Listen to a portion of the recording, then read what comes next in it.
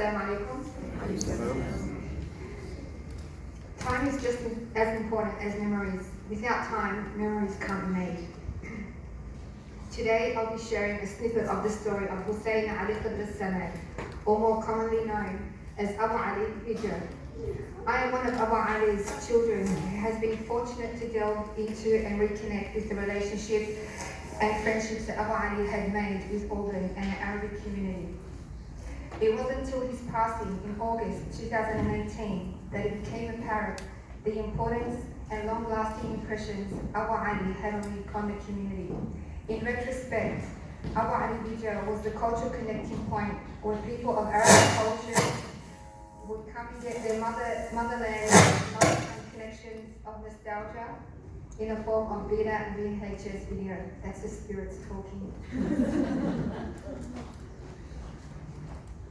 It was a humble shop, long narrowing corridors of shelves of thousands of videos, very unique in its paradigm, no flashy neon lights, no elaborate archetype, just a simple sign identifying Abu Ali video in Arabic and English. It was 88 Auburn Road, Auburn, adjacent to Auburn Public School, nestled between a few shops and the Church of Christ premises. It was equivalent to what we know as the blockbuster or sonic video of our lifetime. The shop was a safe place where at any given time you would find many conversations occurring from history, culture, politics, the motherland, and spirituality. Nothing was off limits with my father. He may not have agreed with all their theories or ideologies, yet he had this strong presence of eloquence and charm that allowed the person to just express their own point of view in a safe space. And he voiced his opinion, he didn't hold back. Any time of the day, the comforting scent of freshly brewed Lebanese coffee will be billowing out the front door, complementing the stagnant cigarette or anguilla smell that followed. He was a default therapist who was a profound listener and wonderful at giving advice, especially to the younger generation, even if you didn't want to hear it. He would give his advice purely based on his own personal experience. However, at first glance, you would think that he was a life coach or had a few therapy degrees to his name. You couldn't help but be captivated by his conversation. He had a full head of grey by the age of 30. I blame him for that. His hairline resembled an eclectic mix of Bob Hawke's hairline versus the Elvis Presley styling. Abu Ali himself was a man who in his presence would make you feel a sense of comfort. His smile took up half his face. With his parted front teeth and olive complexion, dark circle shadows in his eyes, as he spent his nights around copying videos for customers anxiously awaiting the next day's release. We often referenced in jest that the shop was his fifth child.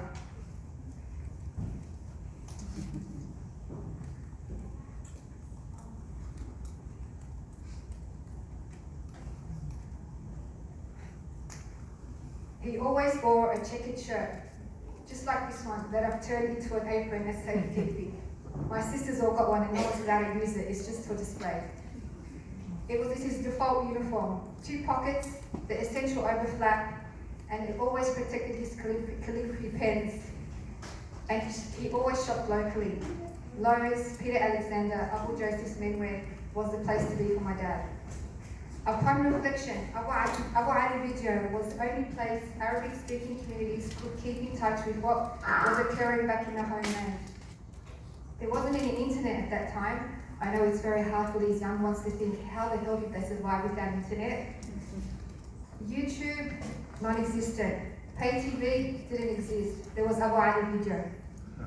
In today's definition, he was recently referred to as the YouTube man of his time. His customers were not limited to Sydney. They came from far away, as far as country New South Wales. He would also do the monthly postage to Queensland, Victoria, and Western Australia. Often the younger generation would visit the shop on behalf of their parents. With their broken Arabic, their eager eyes and ears desire to learn the language of the motherland. They would go home with the Arabic cartoons by force that was given complimentary by Abu Ali to encourage their connection with the mother tongue. Years later, one of those children that used to come to his shop ended up being his daughter-in-law, Lama, who married his son Ali and celebrate 20 years of marriage today. So thanks, Dad.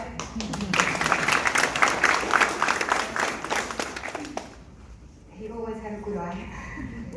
Another profound memory was my fellow storyteller named Hamad, who was given the movie ISRA based on the Prophet's life, peace be blessing upon him. The movie was a significant life changer for Hamad that helped him navigate his journey in spirituality and faith. Abu Ali video's retention of staff was extremely high.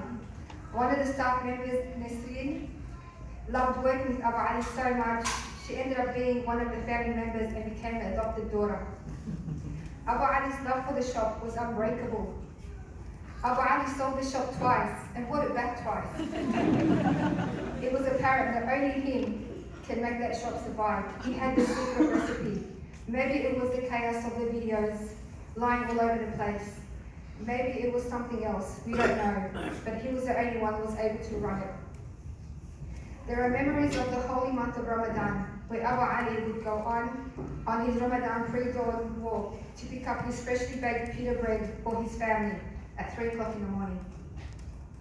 He would coincidentally bump into some of his customers heading to the Fajr prayers.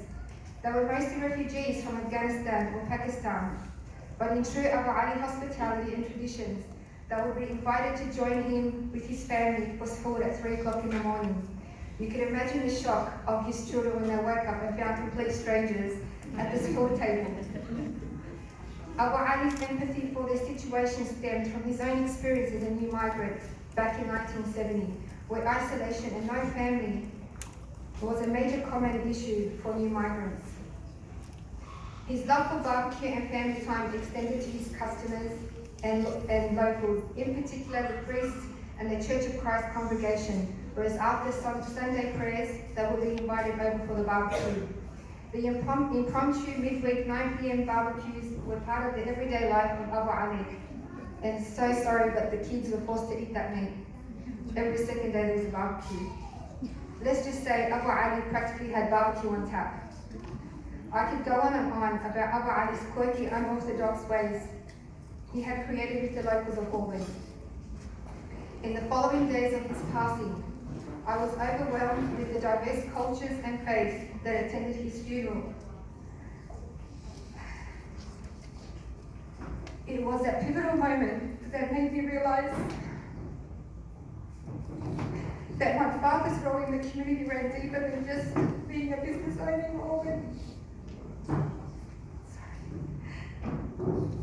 He was a confidant, a friend, a role model, a father figure to others, a notable figure in many people's lives. It was a bittersweet moment where a sense of pride, tribute, I can't see, my eyes are watering. Sorry. It was a bittersweet moment where a sense of pride, honor, and tribute overwhelms the senses that my father was an icon and legacy of Auburn Road that had been lost but surely never forgotten. Before concluding, I would also like to take this rare opportunity to acknowledge that behind every successful man is a strongly determined woman. And in this case, my mother Amali, who sadly couldn't be here because of health concerns.